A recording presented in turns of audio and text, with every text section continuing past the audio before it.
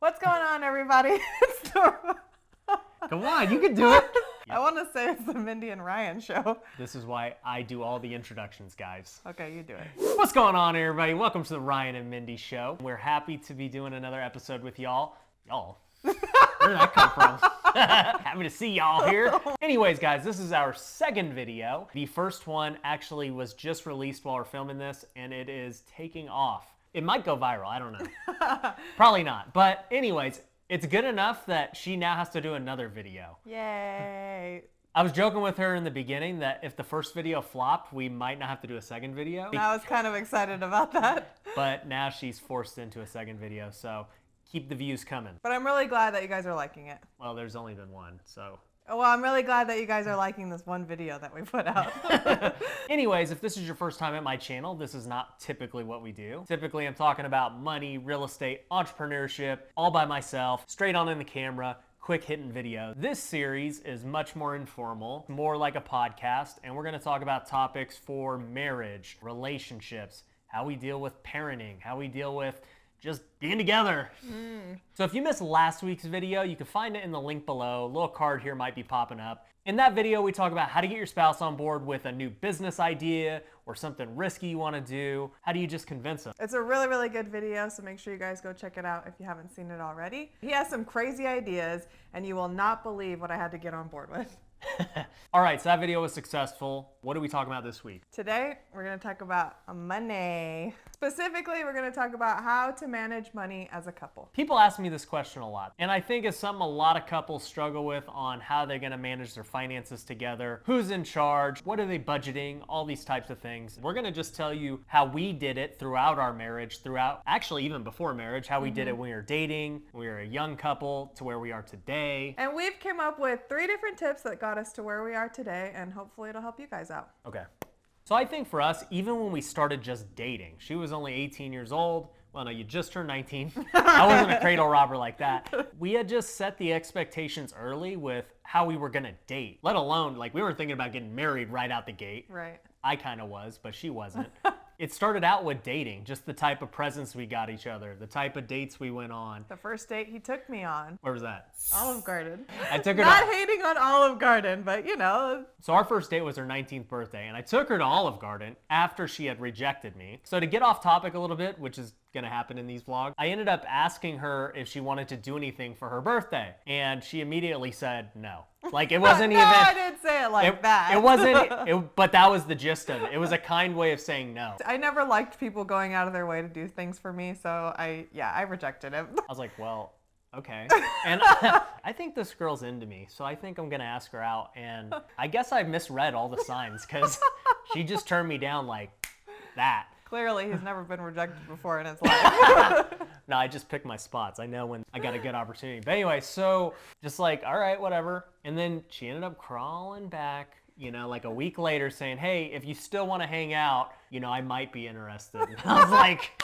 I just realized it's probably pretty stupid to say no, and I had already thought he was cute, and I was interested, but I don't know why I said no.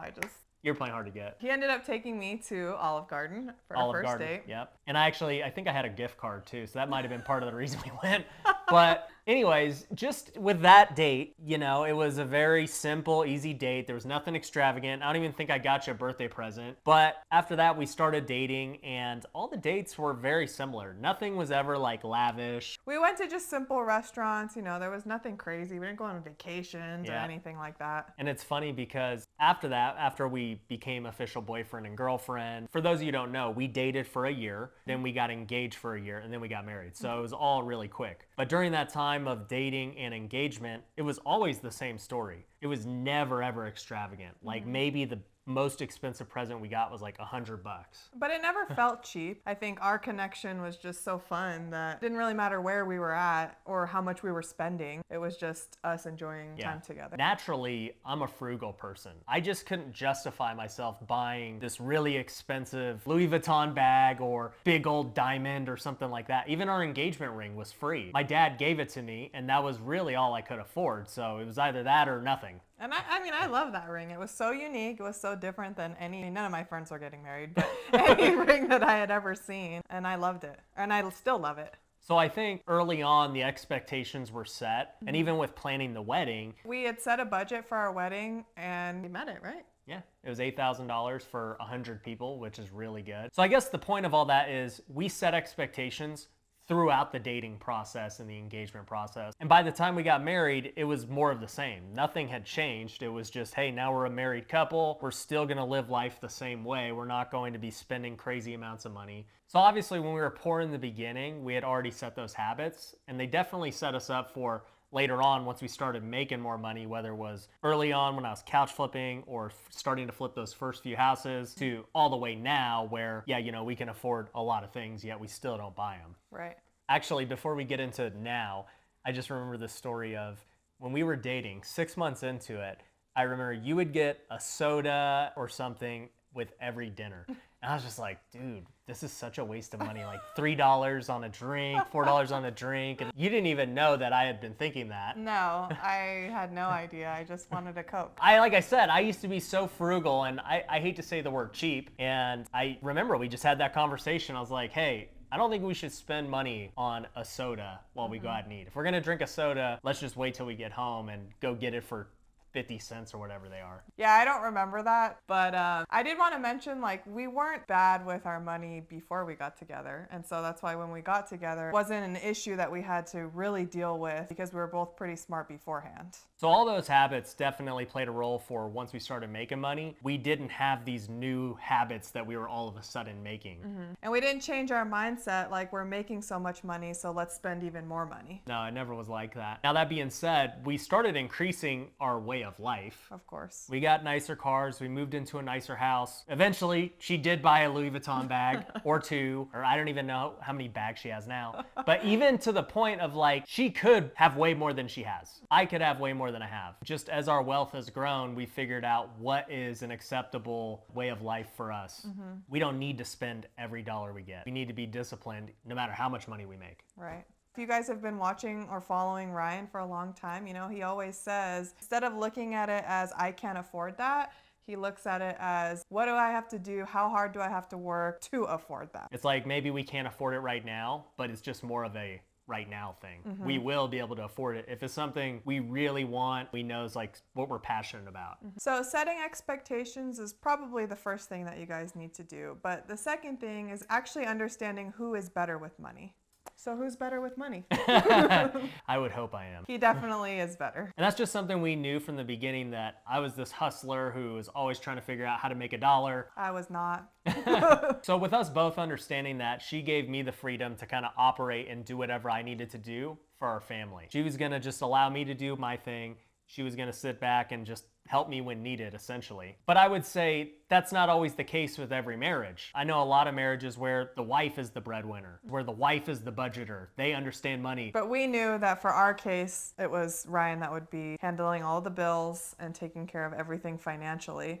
And I trusted and respected that that was his position in our relationship. If you watch our first video, she talks about how all my crazy business ideas, they're my ideas. They're something that I knew I just needed to do on my own regardless. And really all she could do was just show her trust and confidence in me, let me know regardless if it win, lose, or draw, she's still gonna be there for me. And that's one thing too, is that he didn't just go off and do it on his own without me knowing. We always had a conversation about it. He always asked me, and he had so much respect that he would share those ideas with me. So I think every marriage and relationship needs to have some type of honest conversation with whose roles are what in this money relationship. Who's gonna be out there making the money and being the breadwinner? Or maybe you both are just equally making money together. I don't know. And then who's gonna actually manage the finances and keep the household accountable? For our family, I took care of both of those positions. For your family, it might be one person or both of you doing separate roles, but you gotta do what's best for your family. I just remember it's funny because people would ask her what our monthly bills were and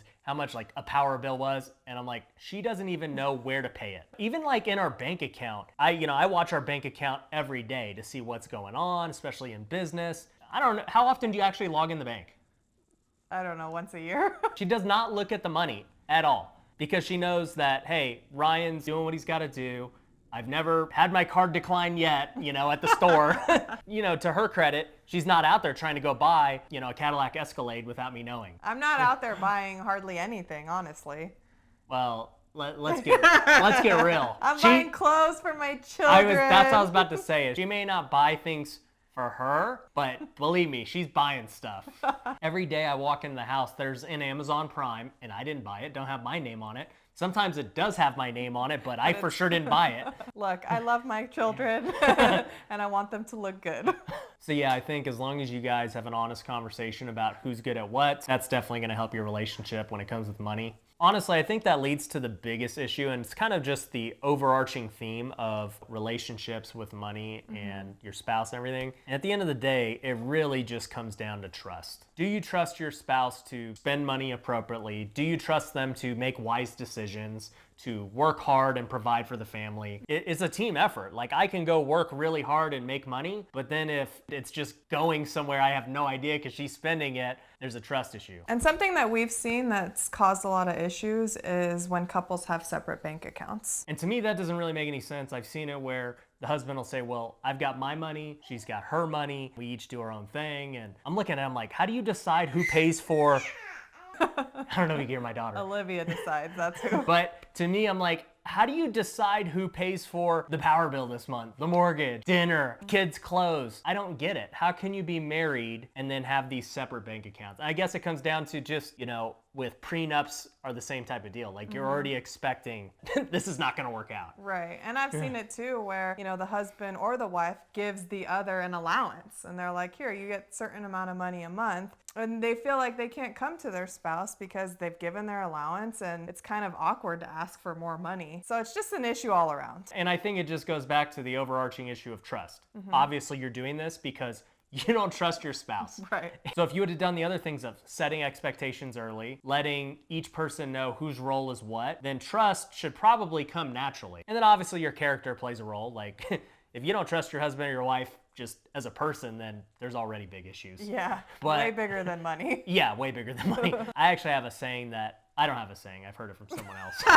So I don't want to say it's my saying. Let's be honest here. Yeah, this is not my original saying, but there's a saying that money is an amplifier. It just strictly amplifies who you already are. So if you are a generous person, if you are a kind person, money will allow you to be more generous. It'll allow you to be more kind. But if you're selfish, you want to hoard the money and you want to just spend it on all this stuff for you, all money does is just amplify what you already are. I think the bank account thing is just another lack of trust issue. And I know there's a lot of people who do it. And I'm not saying that it means you have a bad marriage by any means, because I think there are situations where it can make sense. For instance, if your spouse has a gambling addiction, well, instead of going and divorcing your spouse, I would definitely cut off their bank account too. Right, you're not going to just give them every single dollar that you make so that they can go gamble it away. Yeah, or if your spouse has a spending addiction, that anytime they get money, they just have no discipline at all. Well, I think it comes down to, well, whoever is that money controller, which we talked about, then yeah, if that's what they got to do, I can see why they need to do it. Right. So I think there are situations where it's acceptable, but I think you'd want to be working towards being and coming together so it's not like that. What do you think, as somebody who didn't grow up with a lot of money, like your parents have lived in the same condo for 30 years, which is insane to me, and not growing up with a lot of money, not spending a lot of money, to what we went through early on in our marriage to where we're at today, like, how have your thoughts on money changed? Well, to be honest, they really haven't changed too much. Growing up, we were a very middle-class family, and we didn't spend a lot of money. Money was just never really an emphasis in our family, I would say. My mom never let me work until I graduated because school was the focus. And I saw it in my parents too, that same financial role that Ryan is talking about. My dad knew that he was bringing home the money. There was an expectation set, and my mom was a stay-at-home mom, and she wasn't going out and spending or gambling or whatever. So it's actually funny to think about now. It's not something I really ever thought about, is that has really just translated into our marriage. Right. With me being a stay-at-home mom now, and even though I was a teacher, obviously money, if you're a teacher, you know that money is not why you teach. Right. Growing up, I never spent a lot of money, even if I had $20 here, $40 here, whatever. And now, our lifestyle has definitely increased. But like you said, I'm not just going out every single day spending $5,000, $10,000, even though we have it. So what do you think has changed for you, how you grew up until now? Well, I kind of grew up the exact opposite of you, where my parents had a lot of money, or so I thought. Being entrepreneurs, we went on every vacation, whatever I wanted, I got, and then all of a sudden they just lost it all in the recession. And I watched how spending money you didn't have can totally destroy you. They were buying all these amazing things for me on credit. So I had the opposite effect of you. I saw what it was like to kind of live the high life and then to live the low life and then to realize, hey, you know, I can't have this fake manufactured high life. Like if I'm gonna live this type of lifestyle, I gotta actually earn the money to live this lifestyle, not just put it on credit. And that's actually a discussion we've had a lot too, is like, we'll never go into debt for just some payment plan type vacation or car or anything. Like if we can't afford to buy it cash, We don't buy it. we don't buy it. The only thing we'll go into debt for is a business expense. I'm happy to go into debt to buy real estate. She understands that as well. We're happy to go into debt for opening up a new business or something like that. But I'm not gonna go into debt to go on all these vacations and other things that I know the typical American would do.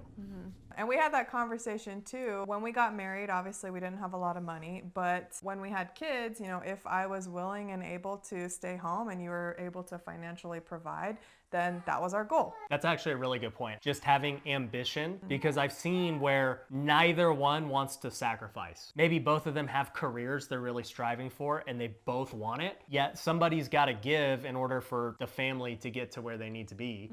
And I know you love teaching. You know, I know that the money wasn't good. The act of teaching and being with those kids, you loved it, yet you sacrificed, you know, the career that you went to school for, you put in years for, a great job that you loved. It was very fulfilling, so that you could take care of our family. Right, and that was always going to be the goal. And like you said, as much as I loved teaching and I still miss it every single day, I talked to so many of my students, I knew that I would eventually have to give that up because our goal was that I would be able to stay home and raise our family.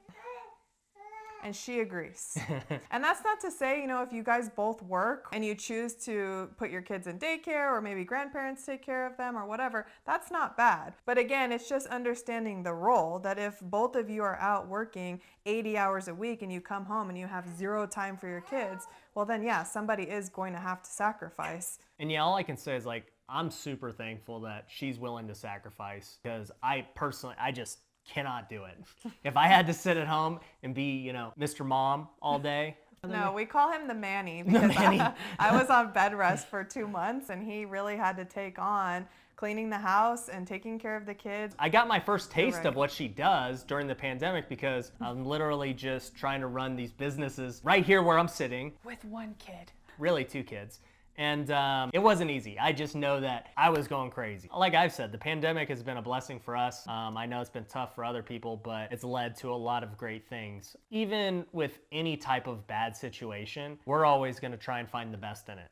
This is not gonna be the last pandemic or recession or hard time for people. It just comes down to your mindset. It really does. Buddy. Okay, we're almost done. All right, so we gotta end this video. My kid's awake, my baby's crying, but just to recap, set expectations early on. Have a discussion about your roles financially together as a couple. Hopefully you trust each other so you don't have to have that discussion, but maybe you do. No matter how much money you guys are making as a family, you still have to manage the money. They're 2 different things. And so just think you can always improve. And if your spouse has a tough time spending, definitely go share this video with them. But make sure that you take it into your own accountability as well. What do you always say? Make more than you spend. Yeah, as long as you make more than you spend, you'll always be okay. We appreciate you guys for watching us. If you don't already, make sure you go follow Mindy. Make sure you go follow me, subscribe to this channel. Like this video, give it a thumbs up. Give it a thumbs up. Hit the little bell notification. That way you get informed every time we release a new video. And we're gonna try and release this series every Sunday. We're only gonna do it if you guys continue to get more views. She's like on a video to video contract. I haven't signed her like to a long-term deal yet. So if this flops, she may not do it again. So you gotta give her the love. I gotta give the people what they want. So if they don't want it, no more. All right, guys, peace.